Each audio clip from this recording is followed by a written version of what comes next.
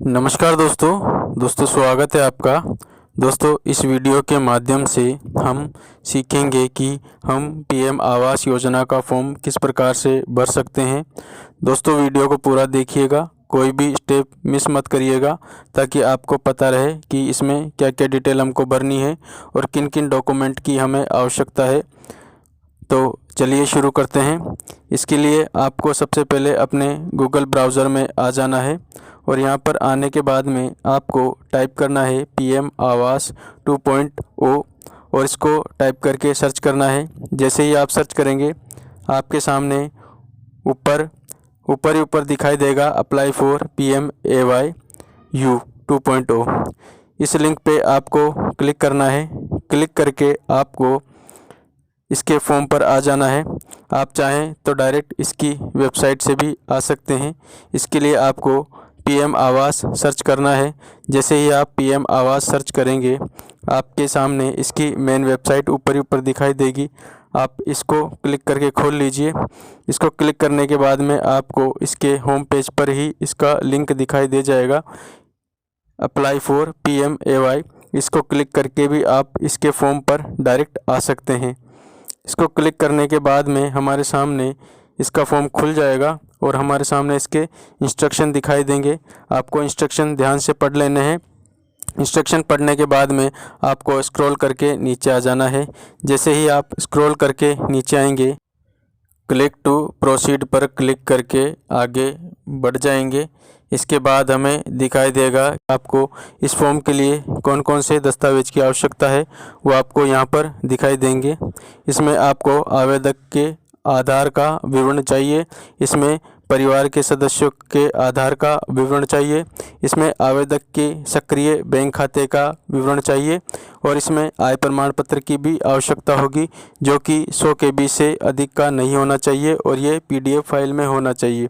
ये सब दस्तावेज आपके पास होने ज़रूरी है। साथ ही आप जहाँ पर निर्माण करना चाहते हैं उस भूमि का दस्तावेज भी आपके पास में मौजूद होना चाहिए। ये दस्तावेज हो तभी आप ये फॉर्म भर पाएंगे। इसके नीचे आपको दिखाई दे रहा है प्रोसीड, आपको इस प्रोसीड पर क्लिक कर देना है। जैसे ही आप प्रोसीड पर क्लिक करके आगे बढ़ेंगे आपके सामने फॉर्म आगे खुल जाएगा। इसमें आपको सबसे ऊपर अपना स्टेट सेलेक्ट कर लेना है। इसमें स्टेट सेलेक्ट करने के बाद में आपको नीचे दिखाई दे रहा है हाउस होल्ड एनुअल इनकम। इसमें आपको अपनी वार्षिकी इनकम भर देनी है। आपकी वर्ष में कितनी इनकम है वो आपको सही प्रकार से यहाँ पर भर देनी है। उसके बाद में आपको यहाँ पर 3 ऑप्शन नीचे दिखाई दे रहे हैं। इसमें पहला ऑप्शन है बेनिफिशियरी लीड कंस्ट्रक्शन, दूसरा है अफोर्डेबल हाउसिंग इन पार्टनरशिप, तीसरा है इंटरेस्ट सब्सिडी स्कीम। आपको जिस भी स्कीम के तहत ये फॉर्म भरना है उसको आप सेलेक्ट कर सकते हैं। इसको सेलेक्ट करने के बाद में आपको नीचे दिखाई दे रहा है डू यू ओन ए पक्का हाउस एनीवेयर इन इंडिया, क्या आपके पास में भारत में कहीं पर भी पक्का मकान है। तो आप इसमें से ऑप्शन जो भी है यस नो आप चुन सकते हैं। यदि आपके पास पक्का मकान नहीं है तो आप यहाँ पर नो करेंगे। इसके बाद में दूसरा इसके नीचे लिखा हुआ है have you avail benefit under any house scheme of centre state government in past 20 years, यानी आपने पिछले 20 सालों में क्या राज्य या सेंटर से कोई भी हाउस से संबंधित स्कीम का लाभ लिया है। यदि आपने लिया है तो आपको यस करना है, नहीं तो आपको नो करना है। और फिर इसके नीचे आपको एलिजिबिलिटी चेक कर लेनी है। एलिजिबिलिटी चेक पर आप जैसे ही क्लिक करेंगे आपका फॉर्म आगे बढ़ जाएगा और आपके सामने यहाँ पर आधार नंबर और नेम एज पर आधार के 2 कॉलम दिखाई दे रहे हैं।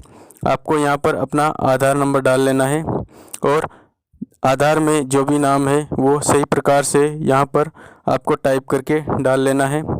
इन दोनों को डालने के बाद में आपको यहाँ पर नीचे चेक बॉक्स पर क्लिक करना है और इसके बाद में जनरेट OTP कर लेना है।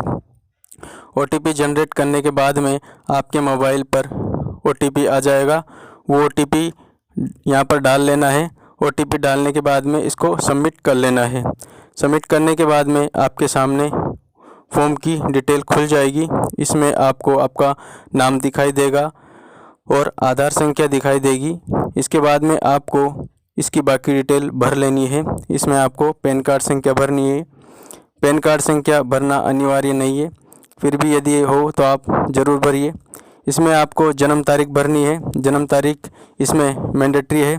जन्म तारीख भरने के बाद में इसमें आपको अपने मोबाइल नंबर डालने हैं, ईमेल आईडी डालनी है, आपका लिंग सेलेक्ट करना है, वैवाहिक स्थिति सेलेक्ट करनी है, मैरिड है या अनमैरिड। इसमें आपके आधार के अनुसार पिता का नाम क्या है वो डालना है, और इसमें पिता का आधार संख्या भी दर्ज करनी है। इसमें आपको अपनी माताजी के नाम के साथ साथ माताजी का आधार नंबर भी दर्ज करना है। ये सारी डिटेल दर्ज करने के बाद में आपको नीचे आ जाना है, और इसमें आपको अपने रोजगार की स्थिति डालनी है कि आप क्या रोजगार करते हैं। और फिर इसके बाद में आपको अपना धर्म सेलेक्ट कर लेना है। धर्म के बाद में आप किस कैटेगरी से आते हैं, SC ST OBC जनरल, जो भी जिस भी कैटेगरी से आते हैं आपको कैटेगरी सेलेक्ट कर लेनी है। इसके बाद में आपको अपनी शैक्षणिक योग्यता सेलेक्ट करनी है। इसके बाद में आपको यहाँ नीचे दिखाई दे रहा है, क्या आप PM स्वनिधि भवन और निर्माण श्रमिक, आंगनबाड़ी कार्यकर्ता, PM विश्वकर्मा के तहत कारीगर, सफाई कर्मी, झुग्गी चौल निवासी के लाभार्थी में से एक है। यदि आप इनमें से किसी भी प्रकार की सुविधा का लाभ लेते हैं तो आपको यहाँ पर यस करना है, नहीं तो आपको नो करना है। इसके बाद में आपको नीचे सेव एंड कंटिन्यू पे क्लिक करना है। जैसे ही आप सेव एंड कंटिन्यू पर क्लिक करेंगे आपके सामने अगला कॉलम खुल जाएगा। इसमें आपको आपके सदस्यों की डिटेल भरनी है। इसमें पहले कॉलम में सदस्य का नाम भर दीजिए, फिर उसकी जन्म तिथि भर दीजिए। उसके बाद में उसका आपसे क्या संबंध है, यानी कि जिसका आप फॉर्म भर रहे हैं उससे उसका क्या संबंध है वो आप यहाँ पर सेलेक्ट कर लीजिए। उसके बाद में इसमें उसका जेंडर सेलेक्ट कीजिए, उसका आधार नंबर डालिए और उसका ऑक्यूपेशन सेलेक्ट कर लीजिए। ऐसे ही करके आप सारे सदस्यों के नाम यहाँ पर भर दीजिए और सेव एंड कंटिन्यू पे क्लिक कर दीजिए। जैसे ही आप सेव एंड कंटिन्यू पर क्लिक करेंगे आपके सामने अगला कॉलम खुल जाएगा। इसमें आपको अपने एड्रेस की डिटेल भरनी है। इसमें आपको वर्तमान पता और संपर्क ब्यौरा यहाँ पर देना है और इसको सही सही प्रकार से भर लेना है।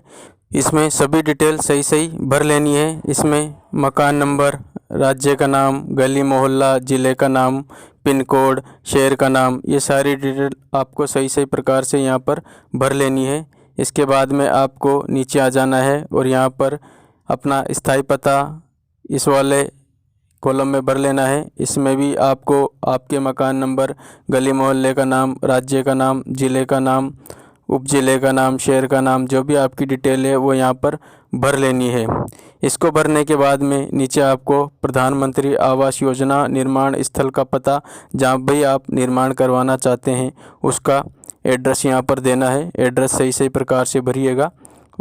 इसके बाद में इसको भरने के बाद में आपको नीचे यहाँ दिखाई दे रहा है भूमि दस्तावेज अपलोड करें।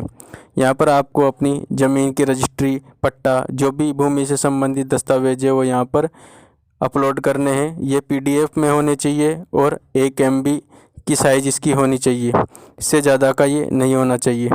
इसके बाद में इसको सेव एंड कंटिन्यू पर क्लिक करके आगे बढ़ जाइए। जैसे ही आप आगे बढ़ेंगे आपको यहाँ पर आपके बैंक का विवरण मांगा जाएगा। आपको यहाँ पर अपने खाता संख्या सही प्रकार से भर लेने हैं। खाता संख्या सही प्रकार से भरने के बाद में इसकी पुष्टि के लिए दोबारा इसको यहाँ पर अगले कॉलम में भरना है। खाता संख्या सही से प्रकार से भरें। इसके बाद में आपको IFSC कोड भर लेने हैं। IFSC कोड भरने के बाद में आपको यहाँ पर नीचे दिखाई दे रहा है कि क्या आपने किसी केंद्र राज्य प्रायोजित योजना जैसे अमृत 2.0, SBMU 2.0, DAY, NULM, NHM, PM, ये सारी योजनाएं जो भी दे रखी है, क्या आपने इनका लाभ उठाया है। यदि आपने लाभ उठाया है तो आप यस कीजिए, नहीं तो आप नो कर सकते हैं। जैसे ही आप यस करेंगे आपके सामने ये योजनाएं खुल जाएगी और आपने जिस भी योजना का लाभ उठाया है उसके सामने आपको क्लिक कर देना है। और फिर इसके बाद में आपको यहाँ पर चेक बॉक्स दिखाई दे रहे हैं, उसमें आपको क्लिक कर देना है। क्लिक करने के बाद में आपको इसको फाइनल सेव कर लेना है। तो इस प्रकार से आप पीएम आवास योजना का फॉर्म भर सकते हैं। वीडियो कैसा लगा कमेंट करके ज़रूर बताइएगा, और यदि आपको इससे संबंधित कोई डाउट हो तो वो भी आप कमेंट बॉक्स में कमेंट करके पूछ सकते हैं। और यदि वीडियो अच्छा लगा हो तो इसे लाइक कीजिए, शेयर कीजिए और चैनल को सब्सक्राइब कीजिए। धन्यवाद।